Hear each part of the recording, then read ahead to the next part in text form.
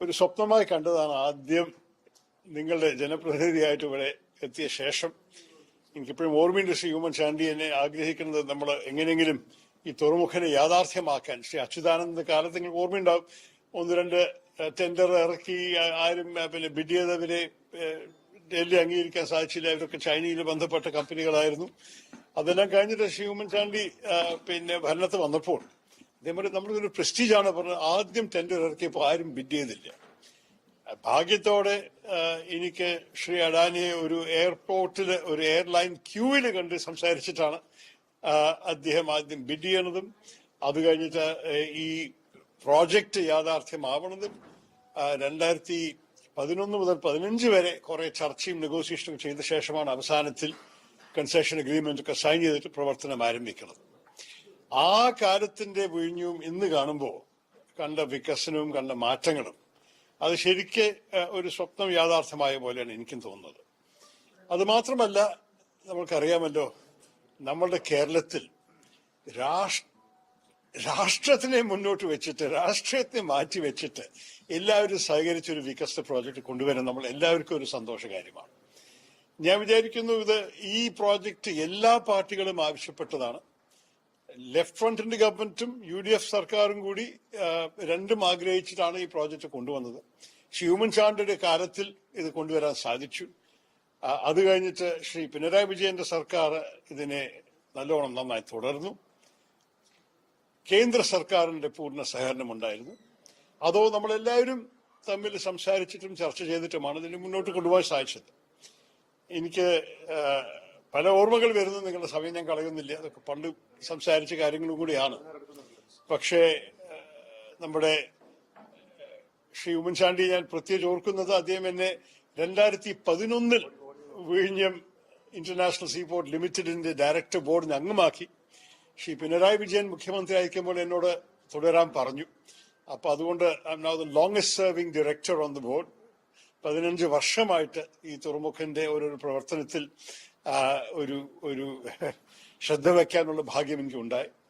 ഓരോരോ സ്റ്റേജിൽ കണ്ടിട്ട് ഇപ്പോൾ വന്നിട്ട് ഈ state of the art facilities, നമ്മൾ ഈ ഓപ്പറേഷൻസ് റൂമൊക്കെ കാണുമ്പോൾ നിങ്ങൾക്ക് ശരിക്ക് ഒരു 21-ാം നൂറ്റാണ്ടത്തെ ഒരു സിനിമ കാണുന്ന പോലെയാണ്.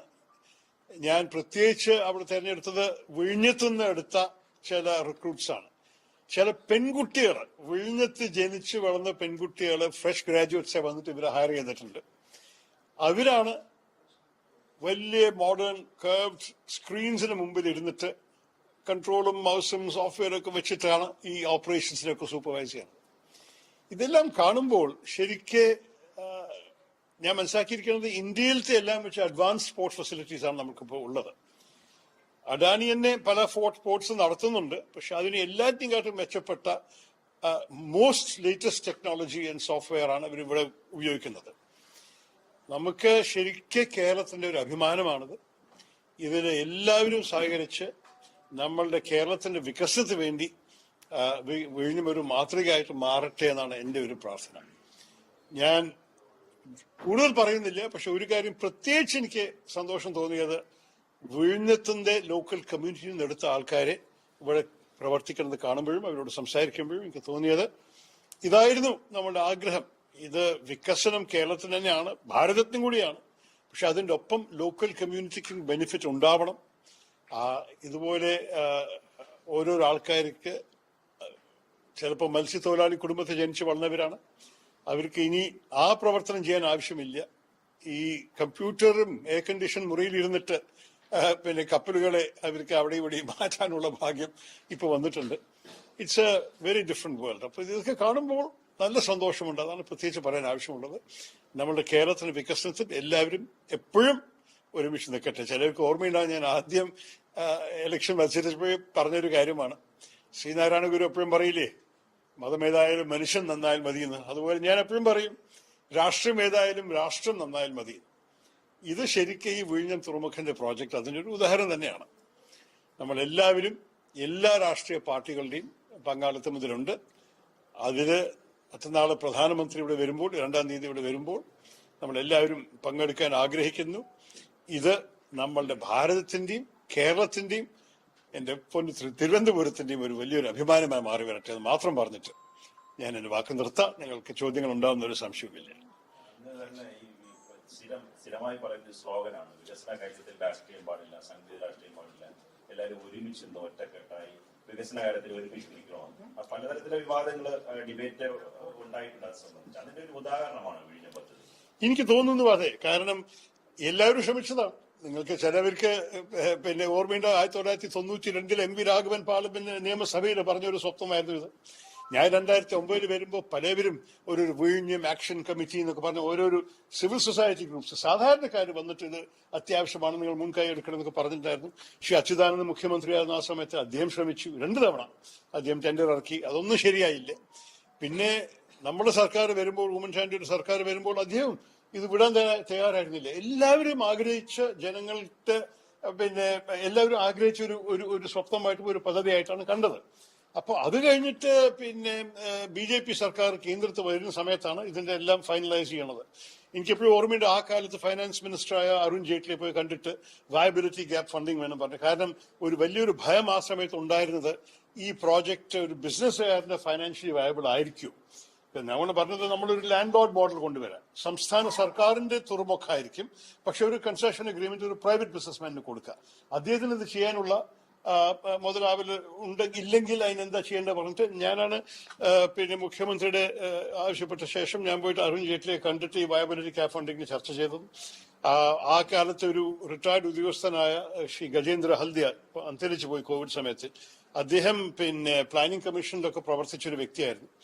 അദ്ദേഹമാണ് ഞങ്ങൾ വന്നിട്ട് ഈ കോൺസെപ്റ്റിനെയൊക്കെ പഠിപ്പിച്ചത്. അതിന്റെ അടിസ്ഥാനത്തിൽ ഞങ്ങൾ പോയി ചെയ്തത്. അപ്പൊ എല്ലാവരും സഹകരണം ഉണ്ടായിരുന്നു. ഉദ്യോഗസ്ഥന്മാര്, 3 രാഷ്ട്രീയ പാർട്ടിയും. പിന്നെ അവസാനത്തിൽ ചില വിഷയങ്ങൾ ഇപ്പോഴും ഉണ്ടെന്ന് ഞാൻ തന്നെ പറയുന്നു. ഉദാഹരണം, കേന്ദ്ര സർക്കാർ ഈ വയബിലിറ്റി ഗ്യാപ്പ് ഫണ്ടിങ്ങിന് ഒരു ലോണായി മാറ്റിയത് ഞങ്ങൾ ആർക്കും ഇഷ്ടപ്പെട്ടിട്ടില്ല. അതിന്റെ ചർച്ച ഇനി നടത്തേണ്ടി വരും. ലോണല്ല, അത് ശരിക്ക് ഒരു ഗ്രാന്റായിട്ട് തന്നെ കാണണം. കാരണം അല്ലെങ്കിൽ കേരള സർക്കാർ ഈ തുറമുഖത്ത് നിന്ന് കിട്ടുന്ന റവന്യൂസിന്റെ ഒരു വലിയ ഭാഗം കേന്ദ്രത്തിൽ വീണ്ടും തിരിച്ചു കൊടുക്കേണ്ടി വരും. അത് ഫെയർ അല്ലല്ലോ. ഇതൊക്കെ നമ്മൾ ഇനിയും ചർച്ച ചെയ്യാനുണ്ടെങ്കിലും എല്ലാവരും ആഗ്രഹിക്കുന്നത് ഈ തുറമുഖം നന്നാവണമെന്നാണ്. ഇതിൽ ഒരു തർക്കവും ഞാൻ കാണുന്നില്ല. പിന്നെ ലോക്കൽ പിന്നെ പോപ്പുലേഷനെ എല്ലാ വിധത്തിലും ഉൾപ്പെടുത്തണം, അവരെ സന്തോഷിപ്പിക്കണം, അവർക്ക് എംപ്ലോയ്മെന്റ് ഉണ്ടാവണം. പിന്നെ നമുക്കറിയാം, ഇത് വളർന്നു വരുമ്പോൾ ഇനി ഒരു സെക്കൻഡ് ഫേസും വരാൻ പോവുകയാണ്, കുറച്ചുകൂടി നീട്ടാൻ പോവുകയാണ്. ഈ ഇപ്പോഴത്തെ 2 ബെർത്താണ് കപ്പലിനുള്ളത്. ഇനി 3 ബെർത്തും കൂടി വരാനുള്ള ഉദ്ദേശമുണ്ട്. അതെല്ലാം ചെയ്തു കഴിഞ്ഞാൽ നല്ല ട്രാഫിക് ഇവിടെ ഉണ്ടാവും. അതിൻ്റെ ഒപ്പം നിങ്ങൾക്കറിയാം, നമ്മുടെ റെയിൽവേ ലൈനായിട്ട് ബലരാംപുരത്ത് കണക്ട് ചെയ്യാൻ പോകുന്നു. റോഡ് കണക്ഷൻ ഇപ്പോൾ 1-2 മാസത്തിനകത്ത് പൂർത്തിയാവും. ഇതോടെ നമ്മൾ ഇവിടുന്ന് വരുന്ന ഓരോരോ വാഹനങ്ങളും കണ്ടെയ്നേഴ്സും ഒക്കെ കേരളത്തിനകത്തും തമിഴ്നാട് വരെയൊക്കെ പോയിക്കൊണ്ടിരിക്കുന്നത് കാണാൻ നമ്മളെല്ലാവർക്കും സാധിക്കും. ഇതെല്ലാം എന്റെ അഭിപ്രായത്തിൽ വിഴിഞ്ഞത്തിന്റെ ജനങ്ങൾക്കും ഈ നമ്മുടെ ഹിന്റർലാൻഡ് എന്ന് പറയുന്ന ഈ അകത്തുള്ള എല്ലാ ഭാഗത്തിലും അതിന്റെ ഗുണം കാണണം. Subscribe to One India and never miss an update.